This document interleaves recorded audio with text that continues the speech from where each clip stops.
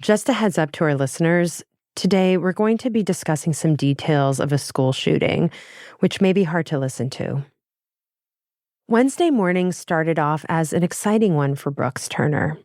It was the first week of school for his daughter, Ayla. She's a pre-K student at Annunciation Catholic School in Minneapolis. So I dropped her off at 8, and she went straight in, seemed excited for the day. And I called my wife just to be like, Ayla went in, and was excited. He told this to Post reporter Reese Tebow over the phone. After drop-off, Turner started driving to work. Then he got a call from his mother. There was a shooting at Ayla's school. Students had been sitting for Mass. A shooter walked up and through a church window, opened fire at the pews. The shooter killed an 8-year-old and a 10-year-old. 17 people were injured in all, 14 of them children. Turner frantically called the school. Even though I was told that all the preschool kids were safe, I was terrified. I also didn't know if that meant that the elementary kids were safe. They were safe. They were safe. Sorry, my daughter's sitting here with me. Is that Ayla? Yeah, this is her. Ayla wasn't attending Mass. Her classroom was in the basement of the church. So she heard the shooting happening above her. She told me that they heard really loud banging, and it was like somebody was trying to break down the ceiling above them. She said that she was scared and a police officer picked her up and carried her. And then I got down and went. And then she got down and ran.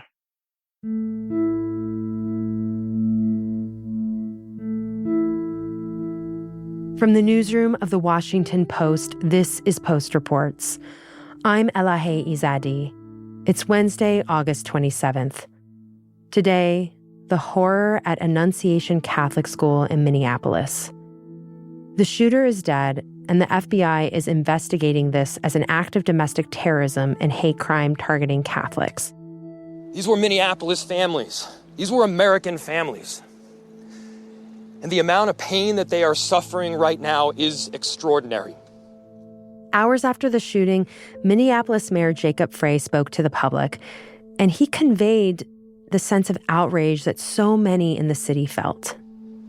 And don't just say this is about thoughts and prayers right now. These kids were literally praying. It was the first week of school. They were in a church. These are kids that should be learning with their friends. They should be playing on the playground. They should be able to go to school or church in peace without the fear or risk of violence, and their parents should have the same kind of assurance. Today, I turned to another reporter covering this shooting for The Post, Kim Bellware. Kim shares what we know about the shooting so far, and also where this tragic event fits in the scope of this nation's gun violence.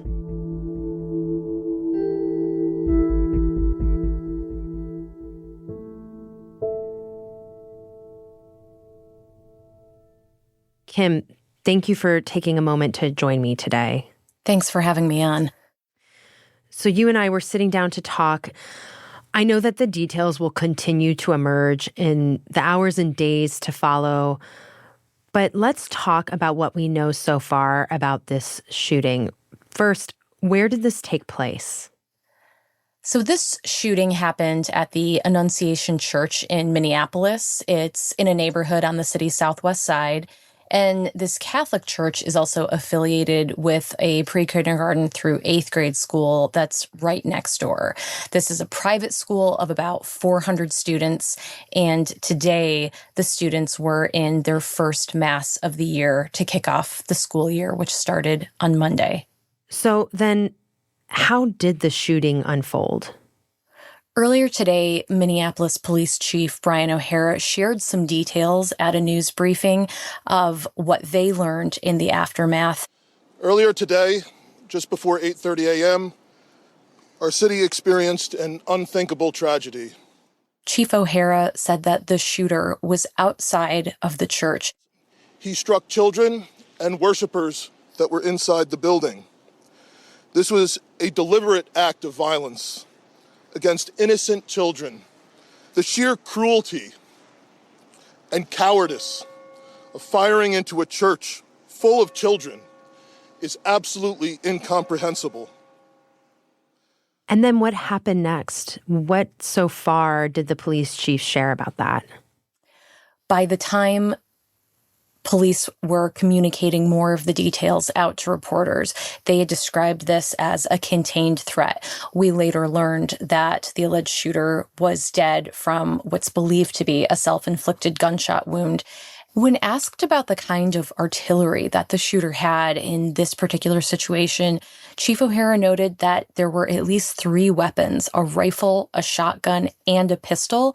We have heard some hospital officials in the Minneapolis area that was treating patients describe injuries as those consistent with high-powered guns. We know that the shooter fired all 3 weapons and left dozens and dozens of rounds. And at this point, what do we know about the casualties? There are 2 children that are dead from today's shooting, an 8-year-old and a 10-year-old. The police chief said that they're not going to be releasing details about their identities in the near term, but the families have been notified. The other 17 people who were injured are all expected to survive. 3 of those injured were adults in their 80s who were attending Mass at the church this morning. The other injuries are all children, and they came into local hospitals with a range of injuries from non-life-threatening to critical condition, and at least 4 of those kids required surgery. And Kim, at this point, what have police and other authorities, what have they said about the suspect? In the first few hours after the shooting, police were keeping the details about the suspect pretty minimal. And then later in the day, officials were sharing more details that they had learned. The Washington Post has now confirmed the identity of the shooter, 23-year-old Robin Westman. Westman's father lives near the school, and police said that they have no more information about the motive. But the shooter did post a manifesto online, which the FBI took down. FBI Director Kash Patel also said that they're investigating this as an act of domestic terror because the incident targeted a Catholic church. One other detail that's drawing scrutiny is Westman's identity. Westman's name was legally changed to Robin in January of 2020, and court papers said Westman, quote, identifies as a female and wants her name to reflect that identification. So now we have several members in the Trump administration who are seizing on this detail. We have Homeland Security Secretary Kristi Noem saying that this subject is, quote, claiming to be transgender and called this person monstrous. We expect this is going to be a topic of conversation for a while.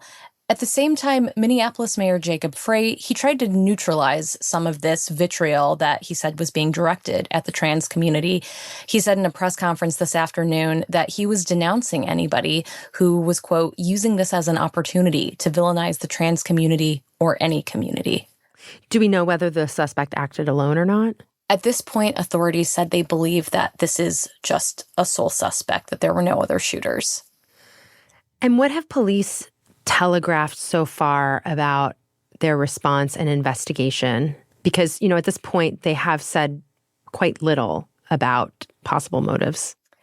After a mass casualty like this, you have all sorts of local, regional, and federal response coming in. And we did see that early today. The FBI already said that they are aware and that they are assisting in this investigation, as is the ATF. That's the Bureau of Alcohol, Tobacco, Firearms, and Explosives. Obviously, Minnesota police and state-level law enforcement investigators are going to be trying to piece together more about the motive, the suspect, and how this all came to pass.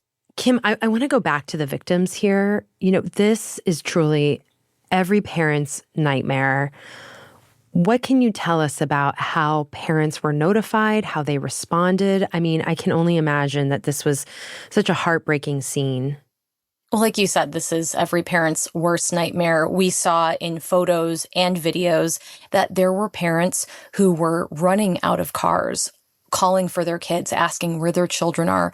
There were parents who had gone to the school where a reunification center was set up, and they did get their children, and they were seen walking away, holding on to these kids. They're still wearing their school uniforms, and kids in photos are sobbing. They're burying their face in their parents' arms. And this is just really an illustration of the incredible trauma that's inflicted on a community when something like this happens. We even heard from other reports that as parents were looking for their kids, they saw some who were bloodied and maybe not injured. And it's just a dramatic and really striking scene that was coming out from early this morning. Our colleague Hannah Knowles on the ground actually sent us a report from the scene. Let's take a listen. When I got to the scene of the shooting this morning, parents were still rushing to the school, trying to find their kids, figure out if they were okay. A lot of people were too distraught to talk. I also talked to people from around the Minneapolis area who had rushed to help. I talked to a chaplain who came, and he, ended up going down to the reunification area and passing out crayons and markers for kids to draw with, because he says that helps with trauma. I talked to a pastor who came here because he wanted to pray with people. You had a lot of people descending on the area. That just sounds like the kind of scene that we have heard about over and over again when there is a school shooting. This is something that, unfortunately, schools and communities have gone through a lot. And the response, thankfully, is one that most people have in place and understand. And they understand that you have to address the trauma, the incredible trauma that these students are dealing with in the moment. But you can hear just how heartbreaking this is. Mm-hmm. Yeah, and also that, when we're talking about an event like this, in some ways, to think about how to quantify how terrible this is. We look at the number of casualties, but it doesn't account for all the other students who physically survived and physically were unharmed, but were still subjected to either witnessing or hearing this horror.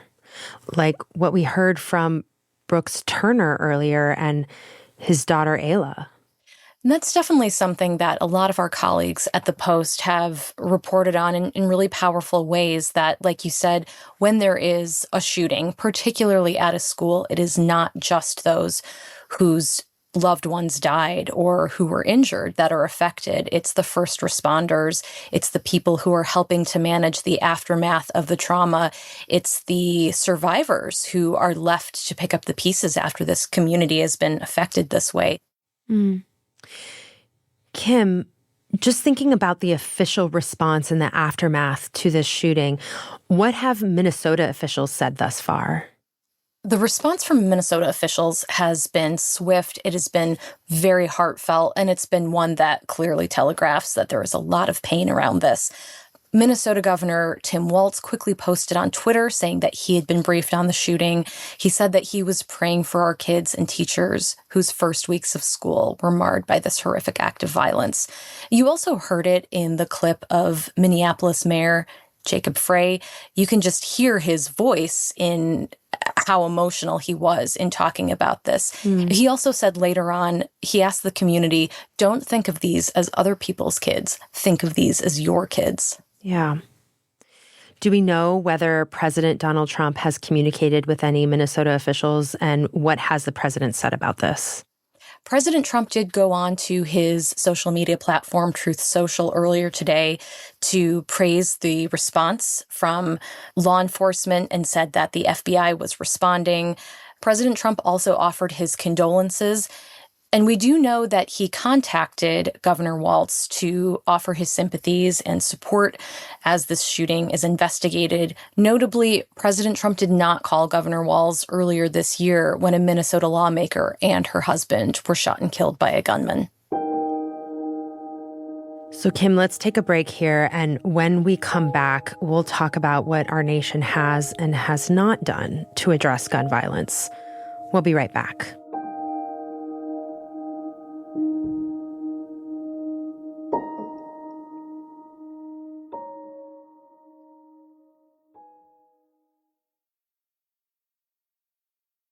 Kim, I want to now take a step back Gun violence in places of worship and in schools, this is not new for our country. Unfortunately and tragically, we have seen events like this again and again in recent years. Do we know how bad of a problem this is with school shootings in particular?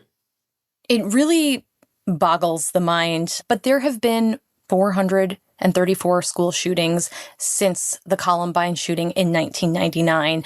This is according to a Washington Post database tracking these kinds of incidents.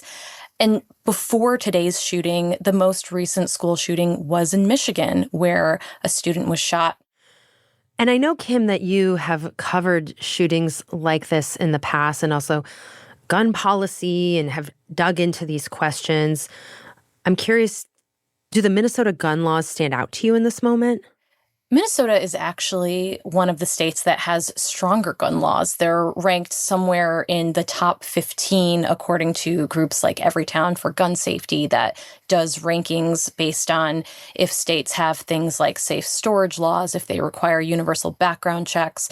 In the past 3 years, Minnesota did pass a universal background check law. They also passed what's called a red flag law, where people can petition a judge to have firearms removed from somebody if they're believed to be a danger to themselves or other people. And even Minnesota Governor Tim Walz, who is a gun owner, had his NRA rating go from an A to an F on account of his stronger stance on gun control. So on the level, Minneapolis does have quite a few stronger protections than many other states in the country. I can only imagine that this conversation will emerge again in the coming days and weeks, because whenever there is a tragedy like this, it does bring up questions around what policies need to be in place to prevent other similar events. And given that Minnesota has strong gun laws in this country, I'm curious what debate will emerge out of this tragic event. What we've seen in the past is there are typically two parts of this debate.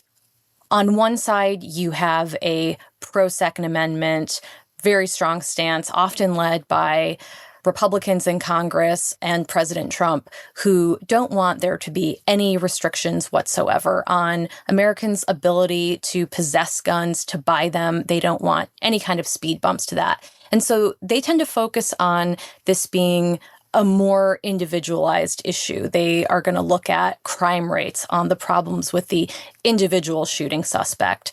On the other side, there are those who want stronger gun control and feel that things like a federal assault weapons ban, which we notably no longer have in the U.S., is one of the ways to increase safety, to just make it harder to possess weapons that can so effectively injure and kill people. And those two sides have always been in tension. And what we've seen is that even when there is a more pro-gun control majority in Congress, that it's not always easy to get these kinds of changes passed. Even under President Obama, he had talked about how this was one of his great disappointments of his presidency, that after the Sandy Hook school shooting, there was not meaningful gun control reform made in Congress. It really has to happen at the congressional level, and given the current makeup of Congress, it's just unlikely that we're going to see big changes. You mentioned the Sandy Hook shooting, which took place in 2012, and how nothing really monumental or meaningful in terms of legislation emerged from there. But has there been anything that's happened at the federal level in recent years to address this question of gun violence or school shootings? A lot of the changes have come out of the executive office. President Biden did make gun violence prevention a big priority during his administration. He created the first ever White House Office of Gun Violence Prevention. And during his administration, Congress was able to pass some gun laws that strengthened specific gun legislation around background checks. It also banned some people accused of domestic violence from buying guns. The Trump administration has taken a different tack. Trump rescinded $1 billion in mental health grants in the Biden gun law package that was intended to reduce violence, and has notably been in support of different tax laws and other executive orders that would really boost gun ownership and gun accessibility for people over 21. But then just to return to this idea of like, what is the solution here? And it does seem like there is this tension between these sorts of gun reforms versus, what is going on with an individual, the mental health question. I just wonder, given Minnesota's strict gun laws and how the Trump administration has talked about gun violence in the past, where do you see this headed? We have seen tragedies in the past, like Sandy Hook, like Uvalde, that still, even after those, there was a lot of resistance to getting more gun control in there. And like you said, there's also this tension in what is the actual solution. If you think about the only way to stop a bad guy with a gun is a good guy with a gun, famously, that quote from former NRA President Wayne LaPierre, some states are thinking that more guns are the solution. States like Tennessee have passed laws in recent years that allow teachers and certain certified school staff to carry guns on campus, something that normally had been out of the question. And then on the other side, there are those who think the only way to stop the flow of guns is to stop making it so accessible in the United States to have a gun. There is some overlap on agreement that there needs to be more done to support people who might have some kind of mental health crisis that could lead them to want to hurt themselves or hurt other people with a gun. And there has been some agreement, but not a lot of productive legislation that's come out of that agreement. And it just seems like these two sides are going to continue to fight over whether the solution is taking guns out of the equation or adding them into it.